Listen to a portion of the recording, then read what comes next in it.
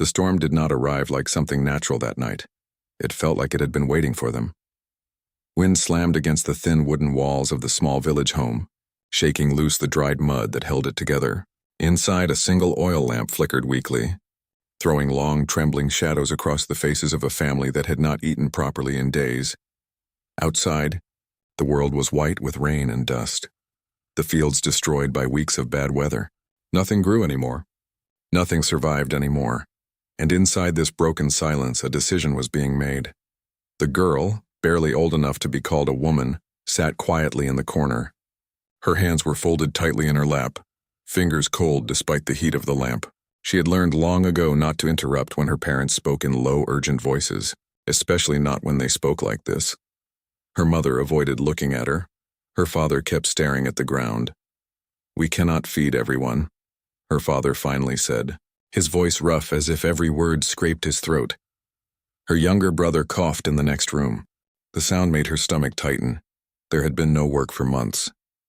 No harvest, no hope. Debt had swallowed what little they had left. The village store had stopped giving credit. Even neighbors had begun closing their doors at night. And then came the knock. It had been earlier that evening. Slow, deliberate, heavy. A man stood outside in the storm. He did not belong to the village. That much was clear even before he spoke. His coat was dark, soaked with rain. His presence calm in a way that made the wind itself feel louder. He didn't ask for shelter. He didn't ask for food. He only asked one thing. "A daughter," he said simply. The father had laughed at first. Sharp, broken laughter. The kind people make when they think they are being tested by fate. But the man didn't laugh back. He only waited. Patient. Still.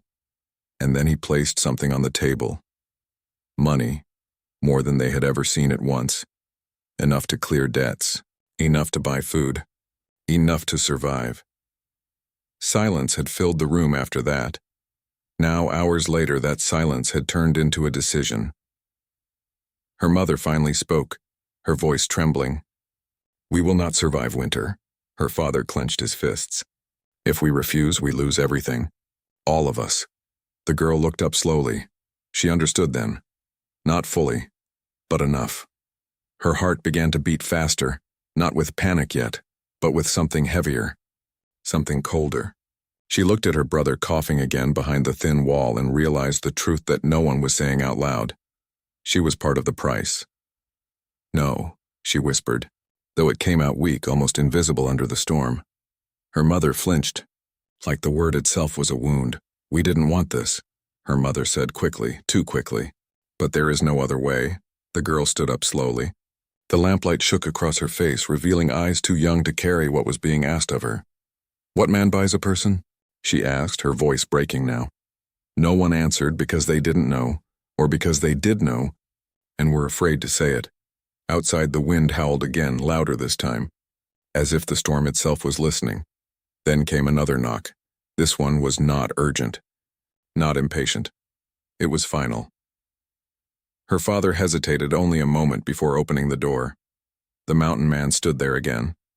Closer now, his presence filling the doorway like a shadow that refused to leave. Behind him the storm raged, but he did not move with it.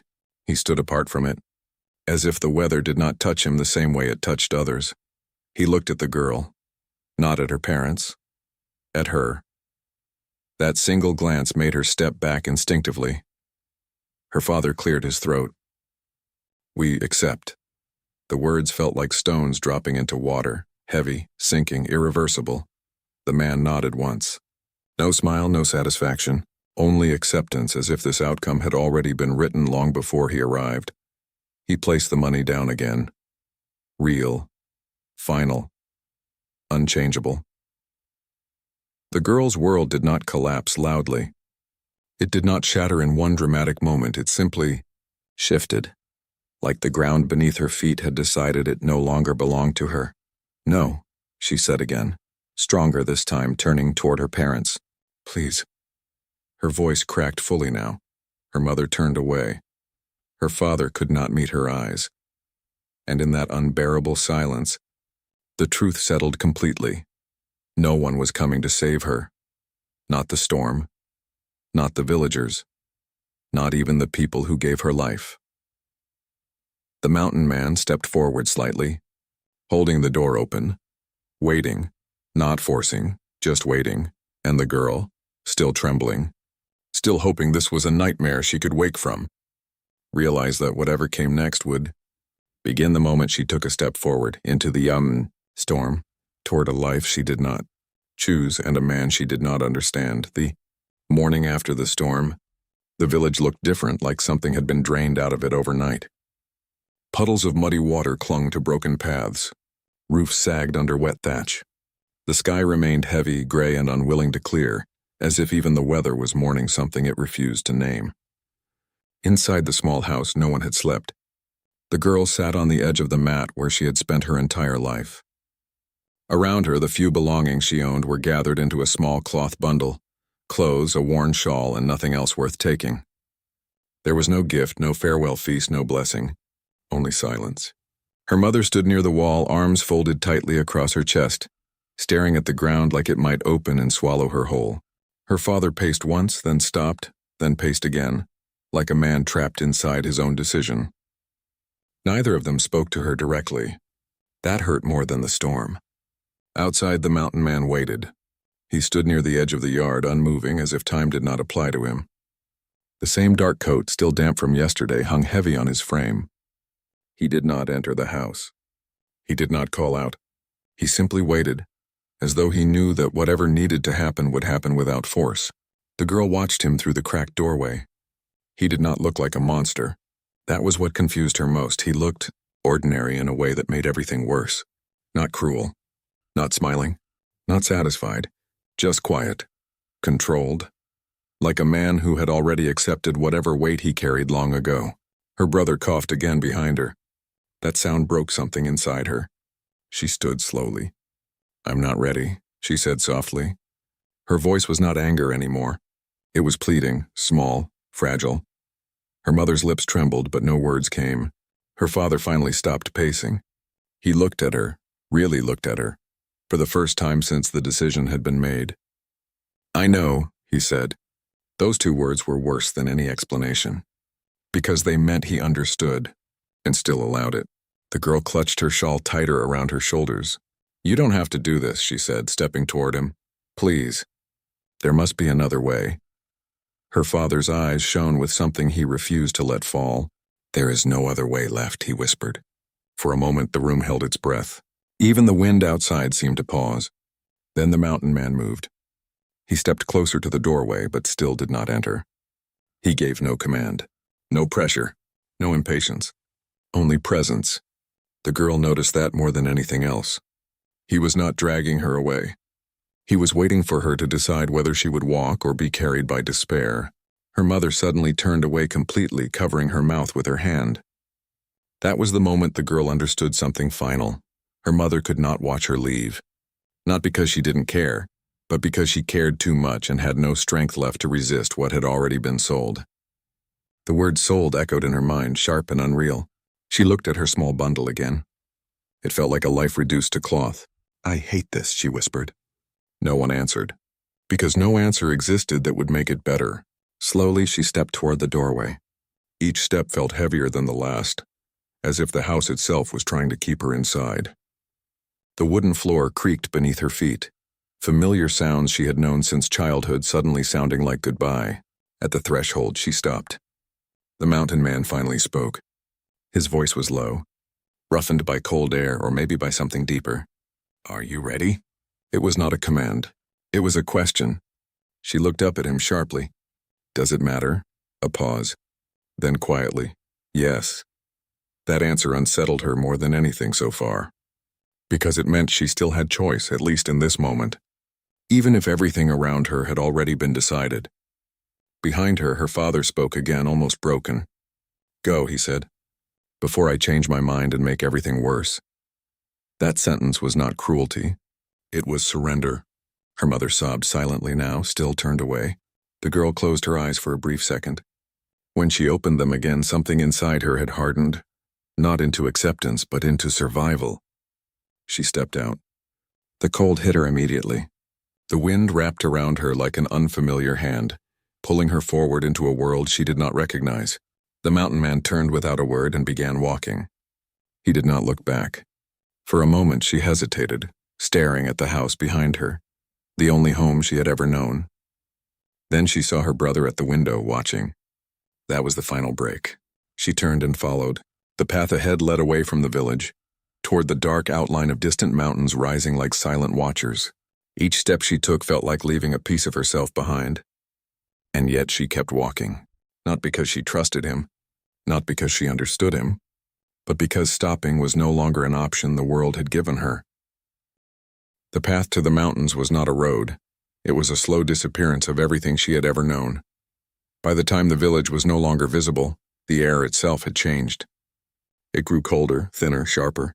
Trees replaced houses. Silence replaced voices. Even the wind felt different here, as if it belonged to someone else. The mountain man walked ahead without hesitation. He never turned to check if she was still following. That alone made her realize something unsettling. He already knew she would come. Or he simply didn't doubt it. She clutched her small bundle tightly, her fingers numb from cold and fear. Every step hurt, not just her feet, but something deeper. Like she was walking away from herself, piece by piece. Hours passed, then the sky darkened again. Not a storm like before, but something slower, heavier, the kind of cold dusk that swallowed light without warning. Finally, he stopped. She almost bumped into him. They stood before a narrow trail leading upward, barely visible between jagged rocks and tall pine trees. Above, the mountain loomed like a silent wall separating her from everything familiar.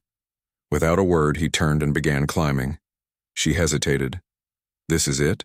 she asked, her voice cracking from exhaustion. He didn't answer. Of course he didn't.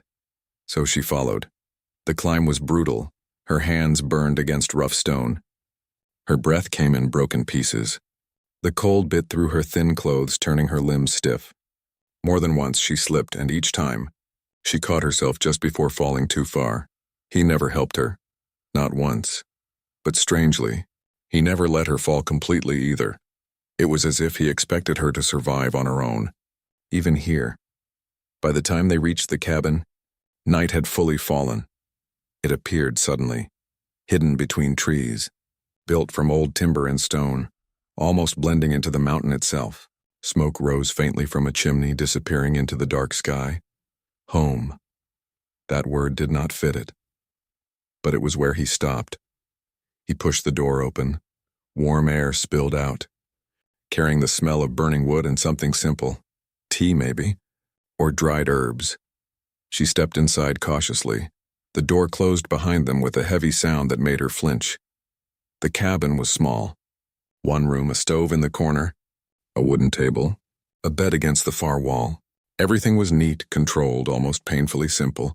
No decorations, no softness, no signs of comfort beyond survival. He set down a bag near the table and began removing his coat without looking at her. She stood frozen. "What is this place?" she finally asked. He paused. "A shelter," he said. "Not home. Not prison. Not anything she could name emotionally, just shelter." She laughed once, but it broke halfway. "You bought me to bring me here?" His eyes shifted slightly toward her, but only for a moment. "I didn't buy you," he said. The words landed strangely. Before she could respond, he added, "You were given to me." That made her stomach twist. "Given?" she repeated. "I'm not an object." Silence followed. He turned away and began stacking firewood into the stove. The crackle of flames soon filled the room, pushing back the cold. She watched him carefully. He moved like someone used to isolation. Every action was efficient, practiced, emotionless on the surface, but not careless. He was attentive in ways that didn't make sense. The fire burned evenly. The room was warm quickly. A bowl of water was placed near the stove. Then, finally, he spoke again. "You'll stay here." Her chest tightened. For how long? He didn't answer immediately. That silence was answer enough. Days passed. Time became strange in the cabin. There was no village bell, no sunlight schedule, no familiar rhythm. Only the mountain's slow breathing outside the windows. At first she feared him constantly. She watched every movement, every step, every glance, waiting for something terrible that never came. But nothing came. He never touched her in anger, never raised his voice, never forced her into anything beyond staying within the cabin boundaries. Instead, he worked. He left at dawn and returned before dark.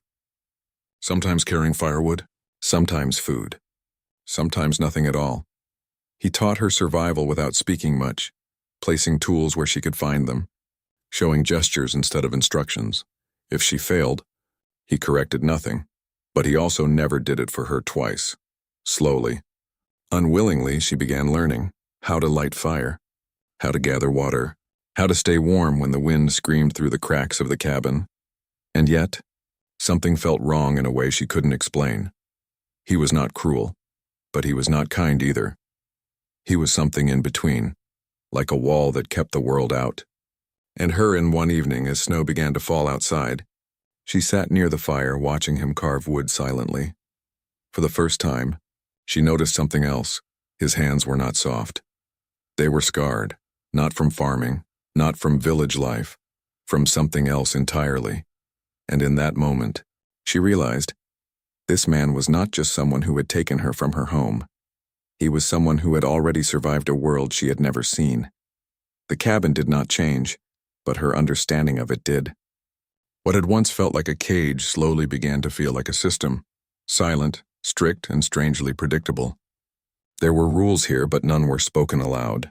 Instead, they were learned the way the mountain itself taught lessons, through cold repetition and consequence. She noticed it first in the mornings. The mountain man always rose before dawn. No matter how deep the winter or how strong the wind outside, he was already gone before she fully woke. She would find the fire lit, water warmed, and sometimes food left near the stove, bread, dried meat, or simple porridge. Never a note, never an explanation, just preparation. At first she thought it was kindness. Then she realized it wasn't quite that simple. He was not caring for her in the way a caretaker would. He was ensuring she survived, the way one ensures a system continues functioning. Efficient, controlled, detached. And yet, he never let anything go wrong for long. One morning she tried to leave the cabin alone. It wasn't a dramatic escape, just curiosity turned into impulse. The snow outside had softened overnight, and the forest looked almost beautiful, glowing under weak sunlight. She stepped out quietly, thinking she could walk down the slope, find the path, maybe even return to the village. But the mountain answered immediately. The cold hit her like a wall. The trail disappeared faster than she expected. Trees looked identical. Every direction felt wrong. Within minutes, she realized she was lost. Panic rose slowly at first, then all at once. She called out once, twice, only silence answered. By the time she admitted she didn't know where she was going, her fingers were already numb. She turned back, but nothing looked familiar anymore. That was when she understood the mountain was not just a place. It was a trap disguised as space. She collapsed near a tree, breath shaking, fear turning sharp and immediate. Not fear of him, fear of everything else. That was how he found her. He didn't appear suddenly like in stories. He simply stepped into view between the trees, as if he had always been nearby. He looked at her once. No anger, no relief, just observation. Then he walked over, lifted her without a word, and carried her back. She didn't resist. Not because she trusted him, but because she was too cold to fight anything anymore. Back inside the cabin, he placed her near the fire and wrapped a thick blanket around her shoulders. Only then did he speak. "Don't go beyond the trees." His voice was flat. Not a warning born from emotion, a boundary statement, like marking the edge of something dangerous. She swallowed hard. "I didn't know I'd get lost so fast." He didn't respond to that. Instead, he added, "The mountain changes, that was all." No explanation of how. No comfort, just fact. That night, she sat awake longer than usual. Watching him. He was carving wood again, slow and precise, as if nothing had happened, as if she hadn't almost frozen outside, as if nothing in the world had shifted. But something had shifted in her. She began to understand the second rule. The mountain man did not rescue mistakes out of emotion. He corrected outcomes, silently, predictably, like gravity. Days passed again, blending into one another. She learned where things belonged in the cabin, not because he told her, but because anything moved out of place stayed wrong until she fixed it herself. She learned when to speak and when silence was safer, not because he enforced it, but because conversation with him often disappeared into nothing. He responded only when necessary. And even then, briefly, but she noticed something else. He never locked her in. The door remained free. The boundaries were not physical. They were environmental: fear, cold, distance, unknown terrain. The real prison was outside. Inside, she could breathe. One evening, she found a small pile of letters hidden under a loose plank near his bed. She didn't mean to find them. She was searching for thread, but her hand brushed paper instead. Dozens of envelopes, yellowed, unopened, some torn, some sealed tightly. Her name was not on them. But names were. Different names. Different handwriting. She froze. She did not open them. She only stared. When he returned that evening, she was already sitting back in her place near the fire, pretending nothing had happened. But he noticed. Of course he did. He always noticed things that didn't need to be said. He glanced at the floorboards once, then at her, and for the first time something unfamiliar passed through his expression. Not anger, not fear, something closer to warning. "You don't touch what you don't understand," he said quietly. She held her breath. "Who are they?" A long pause. The fire crackled between them. Then he answered, though it felt like he was speaking to the room. After that night, the cabin felt different. Not physically. The walls were the same, the fire still burned in the same corner, and the mountain still pressed silently against the windows. But something in her perception had shifted. It was as if she had been living in a simple shelter before, and now realized she had been standing inside something far, heavier, something buried. The mountain man did not speak about the letters again, and she did not ask. But silence between them was no longer empty. It was filled now, with questions neither of them were willing to give voice to. Days passed in their usual rhythm. He left before dawn, returned before dusk, and rarely spoke unless necessary. She learned to cook better meals from what little they had. She learned how to keep the fire alive longer through the cold nights. She learned the sound of the wind outside the cabin walls, how it changed before storms. But now she also learned to watch him, not out of fear alone, but out of curiosity, because small cracks had begun to appear. One evening, while he was gone longer than usual, she decided to clean near the stove. It was not rebellion this time. It was distraction, something to keep her thoughts from circling endlessly. That was when she noticed the loose plank near his bed again. This time, she hesitated. Her earlier discovery still lingered in her mind. The letters, the names, the warning in his voice. People I couldn't save. The phrase had not left her. Carefully, she lifted the plank again. This time, she didn't find letters first. She found a small metal box. It was locked, but beside it lay something that made her breath catch. A military badge, darkened with age, scratched at the edges. The emblem barely visible but still recognizable as something official. Something once important. Her fingers stopped before touching it. Suddenly, the man she knew, the silent, controlled figure who moved like the mountain itself, shifted. In her mind, he was not just a mountain dweller. He had been something else, something shaped by structure, discipline, orders. Her chest tightened as she set everything back exactly as she found it. When he returned that evening, he was later than usual. Snow clung to his coat, melting in slow drops onto the wooden floor. His face looked colder than the air outside, not angry but heavier than before. He noticed her immediately. Of course he did. He always noticed. But this time he said nothing at first. He removed his coat, placed his tools down, and sat near the fire like a man carrying something invisible on his back. She couldn't stop herself. "What were you?" she asked quietly. The question did not surprise him, it only paused him. For a long moment, he stared into the fire. Then he spoke. "Soldier." One word, that was all, but it explained nothing and everything at the same time. She swallowed. "And the letters?" A long silence followed. The fire cracked sharply, sending sparks upward. "Families of men I couldn't bring back," he said finally. "Some I promised I would. Some I was ordered to. Some I failed before I could try." His voice did not shake, but something behind it did. She realized then that his silence was not emptiness. It was containment. like holding back a flood behind a wall that was already cracked. "You live here because of that?" she asked softly. He didn't answer immediately then. "I live here because nowhere else is quiet enough." That sentence stayed with her longer than anything else he had ever said, because it revealed the truth she had been circling without understanding. He had not taken her from her life out of cruelty. He had taken her out of something deeper, something broken and unresolved inside himself.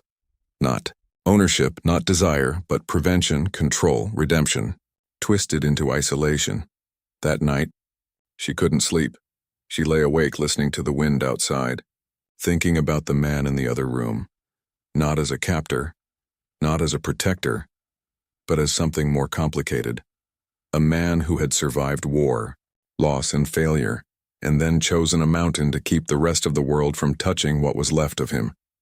And somewhere in that realization, fear began to shift again, not into trust, not yet, but into understanding, and understanding was far more dangerous than fear. The idea of leaving did not arrive like a decision. It arrived like a quiet thought that refused to leave. At first, she tried to ignore it. Days had passed since the revelation about his past. The word soldier still echoed in her mind along with the heavy weight of his silence. The cabin had not changed, but she had. Now she saw everything through a different lens, and that made the walls feel both smaller and stranger at the same time. He had not become kinder, but he had become more human, and that was what frightened her most, because humans could be broken, and broken things could break others. The thought grew slowly. If he was not cruel, then why was she still here? If he was protecting her, then from what? Or worse, what if she was simply another thing he could not save properly, kept here like all the other names in those letters? The questions began to stack inside her until they became heavier than fear itself. And one night, when the wind outside screamed louder than usual, she decided she would leave, not in anger, not in defiance, but in silence, just like everything else in this place. She waited until the fire dimmed. The mountain man had already gone to sleep, or at least, he had stopped moving. He rarely slept deeply. Even in rest, he seemed half aware, as if the mountain itself had trained him to never fully let go. Still, she waited. Hours passed. The wind outside changed pitch. That was her moment. She stood slowly, careful not to disturb the floorboards. Her heart beat so loudly she was sure it would give her away. She wrapped her shawl tightly around her shoulders and moved toward the door. For a moment, she hesitated. The cabin was warm behind her. Outside was only darkness and cold, but something inside her whispered, "At least outside, it is yours." She opened the door. The wind hit her instantly. Not gentle this time, violent, sharp, alive. Snow swirled through the air in thick sheets, swallowing the world beyond a few steps. Still, she stepped out, one step, then another. At first, she could see the faint outline of trees, then even that disappeared. She kept walking anyway. Her breath came fast.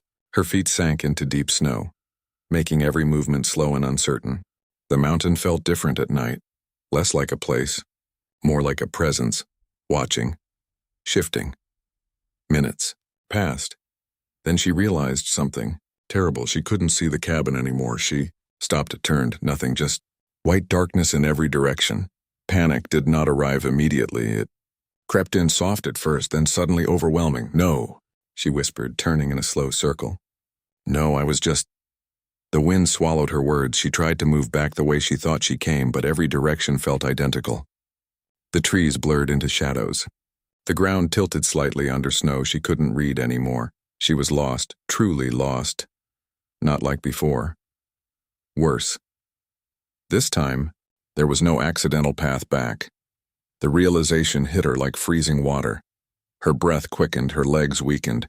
She dropped to her knees in the snow, shaking, and that was when she heard it. Footsteps, not loud, not fast, but steady, approaching. Through the storm, like something that belonged to it. She lifted her head weakly. Shape emerged through the snow. The mountain man, he was already there, as if he had been there the entire time. She tried to stand, but her body refused. Her voice broke. "How did you—" He didn't answer. He simply walked toward her, crouched down, and placed a hand on her shoulder. Not rough, not angry, just firm enough to confirm she was real. "You would not survive out here," he said quietly. Her teeth chattered. "I was fine." A pause, then softer. "No." That single word felt heavier than the storm. She looked up at him, anger and fear mixing in her chest. "You don't get to decide that." For the first time, something changed in his expression. Not anger, not surprise, something closer to exhaustion. He exhaled slowly. Then, without another word, he lifted her into his arms. She struggled weakly. "Put me down." He did not. The wind howled harder, as if reacting to her resistance. "You don't understand," she said, voice cracking now. "I can choose for myself." He stopped walking for a moment, looked down at her. His voice was low, almost buried under the storm. "I am not stopping your choice," he said. "I am stopping the mountain from making it final." She froze. That sentence did not make sense at first, but it settled into her slowly. The mountain was not forgiving, not predictable, not negotiable. It did not care about intentions, only outcomes. He began walking again, holding her carefully against the storm as if she weighed. Nothing, she stopped struggling, not because she agreed, but because she suddenly realized something far worse than being controlled. She had not been escaping him, she had been walking deeper into something that did not care whether she lived or died. By the time they reached the cabin, she was barely conscious. He placed her near the fire, wrapped her in thick blankets and sat beside her, not touching, not speaking, just watching. After a long silence, she finally whispered, barely audible, "Why do you care if I live?" He didn't answer immediately, then quietly, "Because I have already buried too many people who believed they were free right before the end." And for the first time, she understood. His control was not possession. It was fear turned into discipline, a man trying to rewrite the ending of every loss he had ever witnessed, by refusing to lose again. After the storm night, something changed in the cabin. Not loudly, not visibly, but in the way silence settled between them, heavier, more deliberate, as if both of them now understood there were things that could no longer be ignored. She no longer looked at the door the same way, and he no longer left her alone for long stretches, without leaving something prepared, firewood stacked neatly, food portioned, water warmed. The pattern was the same as before, but now it carried a different weight, not ownership, not distance, something closer to vigilance. Days passed like this, slow and stretched. The mountain outside remained unforgiving, but inside the cabin the air felt different, less like imprisonment, more like a fragile truce between two people who had both stopped pretending they understood everything. She watched him more carefully now, not just as a captor or protector, but as a man with history that pressed against every movement he made, the scars on his hands, the way he paused sometimes when the wind changed, the silence that came over him at random moments, as if he were listening to voices no one else could hear. And then there was the way he looked at the horizon, not like someone observing a landscape, like someone remembering it. One evening, as snow fell softly outside instead of violently, she finally spoke. "You never told me the truth." He didn't look at her immediately. He was chopping wood near the stove, each strike controlled and precise. The sound filled the room like a heartbeat. "There is no single truth," he said. She stood slowly from her seat near the fire. "Yes, there is," she replied. "About me. About why I'm here." That made him pause. Not stop, just pause. The axe remained midair for a second longer than usual. Then it fell again. Thud. Silence. She stepped closer. "You said I was given to you." He didn't respond. "You said you didn't buy me," she continued. "But you didn't deny taking me either." Another pause. Then, finally, he set the axe down. For the first time in a long time, he turned fully toward her. Not half glances, not brief acknowledgments, full attention. The firelight caught the lines on his face, older than she had first realized. Not just age, experience, loss, things carried too long. "You want truth?" he asked quietly. She nodded, though her heart tightened. He sat down near the table, elbows resting on his knees. Then he spoke. I was deployed in the mountains years ago, he said. Not far from here. Different region, same terrain. She listened without moving. There were villages like yours, he continued. Isolated, forgotten. We were told it was control. Work, stability, protection. His jaw tightened slightly. But the mountains don't care about orders. The fire crackled. He looked at his hands. We failed people, he said. Not once. Not twice. Many times her throat felt dry. There were evacuations we were too late for. Families we were told didn't exist until they were already gone. Children we were ordered to leave behind because the mission changed. He exhaled slowly. I started writing names. Every time I couldn't bring someone out. Every time someone disappeared because we arrived too late, or didn't arrive at all. Her mind flashed to the letters, the hidden box, the names. You said you couldn't save them, she whispered. He nodded once. I tried to stop it from happening again, he said. But you can't fix what is already broken, so I left. Came here. His gaze lifted toward her now. And then I found your village. Her breath caught. I wasn't supposed to go there, he said. It wasn't part of anything anymore. But I went anyway. Silence swallowed the room. The situation was worse than expected, he continued. People starving, debt, no support, no oversight. His voice lowered slightly. And then I saw you. She felt something tighten in her chest. You were not part of any system that could protect you, he said. No one was coming. No one was even looking. Her fingers curled slightly. So I did the only thing I knew how to do, he said. I removed you from it. The words landed heavily. You took me, she said quietly. He did not deny it. Yes. A long silence stretched between them. Then she stepped closer, her voice trembling but steadying. You didn't save me, she said. You replaced one cage with another. That made him close his eyes for a moment. When he opened them again, there was something raw behind them. I don't know how to save people properly anymore, he admitted, only how to keep them alive. The honesty in that sentence was heavier than any defense. She looked at him for a long time.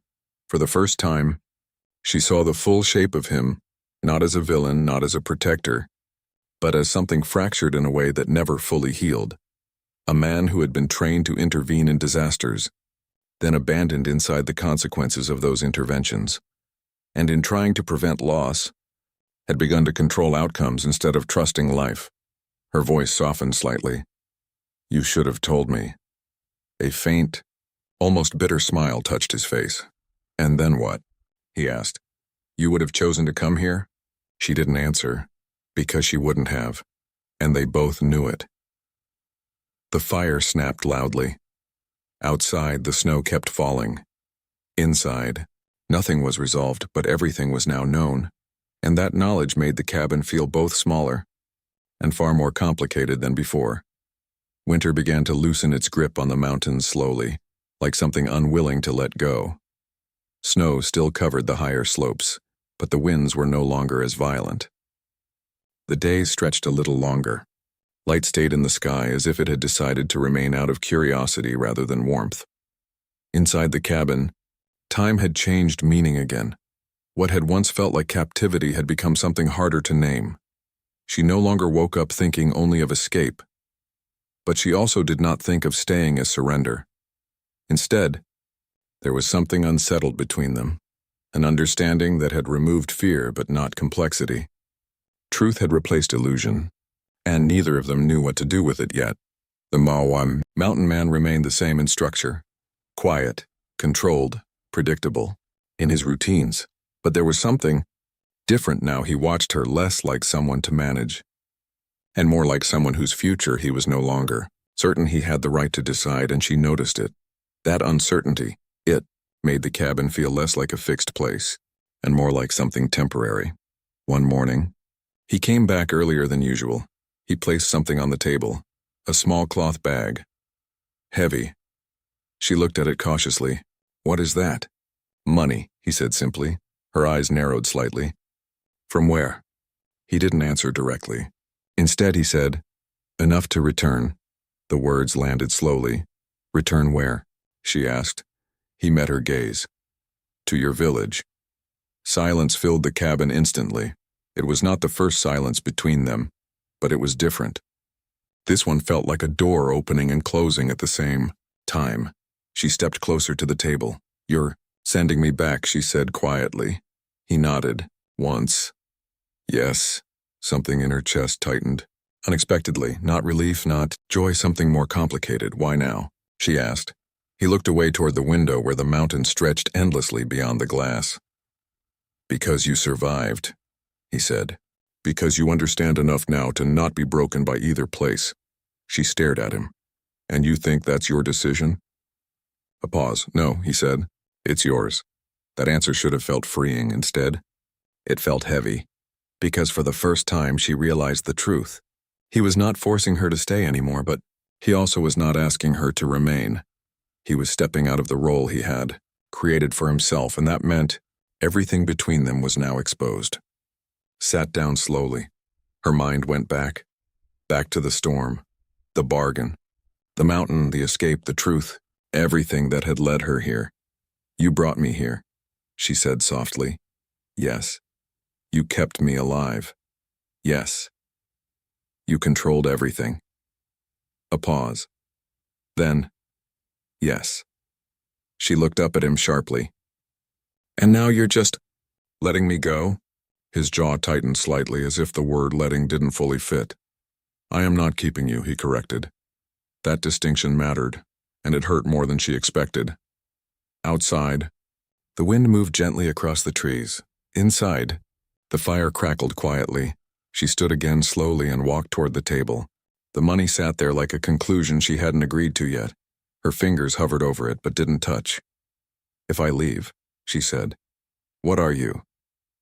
He didn't answer immediately. Then, quietly, "Someone who made sure you survived what I couldn't control." That wasn't an answer that resolved anything. It only defined his limitation. She looked at him for a long time. For the first time, there was no fear in her eyes, but there was something else too. Loss, not of freedom, of certainty. Because whatever he had been to her, captor, protector, prison, shelter, mistake, salvation, had become something neither of them could easily label anymore. Finally, she spoke. "I don't know what you are to me." He nodded slightly. "That is fair." She hesitated, then added softer. "But I know I'm not who I was when I came here." That made him look at her more directly, and something in his expression shifted. Not relief, not pride, recognition. Outside, the mountain remained unchanged, but inside, something had finally moved. She took the bag, not as acceptance but as acknowledgement, that she now had a choice she didn't have before. She walked toward the door. He did not stop. Her he did not follow. But as she reached the threshold, she paused, half-turned. "You said you came back for me," she said quietly. His eyes met hers. This time, he didn't correct the past tense, only said, softly, "I did." A long silence followed. Then she stepped out. The wind greeted her, not violently this time, but like something watching her leave on her own terms.